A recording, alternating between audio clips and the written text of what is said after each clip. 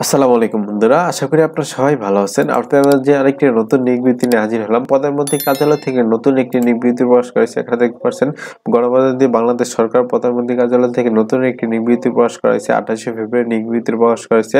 আজকে তা নিয়ে বিস্তারিত আলোচনা করবো। এখানে আপনারা বাংলাদেশের সকল জেলা থেকে পুরুষ ও মহিলা উভয় প্রার্থী কিন্তু আপনারা সবাই আবেদন করতে পারবেন এবং এখানে আপনারা অষ্টম এসএসসি এইচএসসি পাশে কিন্তু সবাই আবেদন করতে পারবেন এবং এখানে আপনারা সম্পূর্ণ অনলাইনের মাধ্যমে আপনারা সবাই আবেদন করতে পারবেন এবং এখানে আপনি কিভাবে আবেদন করবেন আজকে তা নিয়ে বিস্তারিত আলোচনা করব। এখানে দেখতে পাচ্ছেন Bangladesh export processing zone authorised এই নিয়োগ বিজ্ঞপ্তি প্রকাশ করা হয়েছে এই ওয়েবসাইট থেকে। এখানে চাইলে আপনারা বাংলাদেশের সকল জেলা থেকে কিন্তু আপনারা সবাই আবেদন করতে পারবেন। সম্পূর্ণ অনলাইনের মাধ্যমে আপনারা সবাই আবেদন করতে পারবেন। তার আগে বন্ধুরা আপনাদের কাছে ছোট্ট একটি রিকোয়েস্ট, আমার এই চ্যানেল যদি আপনারা নতুন হয়ে থাকেন আমার চ্যানেলটি সাবস্ক্রাইব করে পাশে থাকা বেল আইকনটি অল করে দিবেন, তাহলে আপনাদের কাছে এরকম নতুন নতুন নিয়োগ বিজ্ঞপ্তিগুলো সবার আগে পৌঁছে যাবে।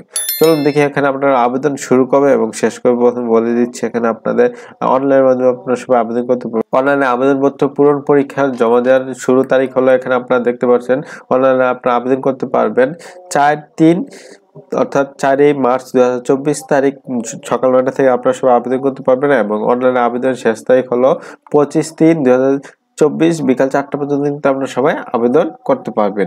এই 4 তারিখে আবেদন শুরু হবে 4 মার্চ এবং এখানে আপনারা 25শে মার্চ পর্যন্ত কিন্তু আপনারা সবাই আবেদন করতে পারবেন। এটা সম্পূর্ণ অনলাইনের মধ্যে আপনারা আবেদন করবেন। অনলাইনে আবেদন করবেন কিভাবে এখানে দেখছি। এখানে এই ওয়েবসাইটে যাবেন bepz@teletalk.bd ওয়েবসাইটে যাই কিন্তু আপনারা অনলাইনের মাধ্যমে এইভাবে আবেদন করতে পারবেন এবং এখানে সার্কুলারটাও দেখতে পারবেন। চলুন দেখে আপনারা কি কি পদে আপনারা সবাই আবেদন করতে পারবেন। এখানে দেখতে পাচ্ছেন অফিস সহায়ক, এখানে 2 জন লোক নেওয়া হবে। এখানে অষ্টম শ্রেণী পাশ হলে কিন্তু আপনারা সবাই আবেদন করতে পারবেন এবং এখানে কিন্তু আপনার 16,130 টাকা আপনার বেতন ধরা হবে। এটা কিন্তু সম্পূর্ণ একটি সরকারি নিয়োগ বিজ্ঞপ্তি। তারপর এখানে পরিচ্ছন্নতা কর্মী নিবে। এখানে আপনারা অষ্টম শ্রেণী পাশ হলে কিন্তু আপনারা সবাই আবেদন করতে পারবেন এবং এখানে আপনার 16,130 টাকা আপনার বেতন স্কেল ধরা হবে এবং এখানে নেবে পাপ অপারেটর, এখানে একজন লোক নেবে। এখানে আপনার এসএসসি পাস হলে কিন্তু আপনারা সবাই আবেদন করতে পারবেন। এখানে আপনাদের বেতন ধরা হবে 17,130 টাকা।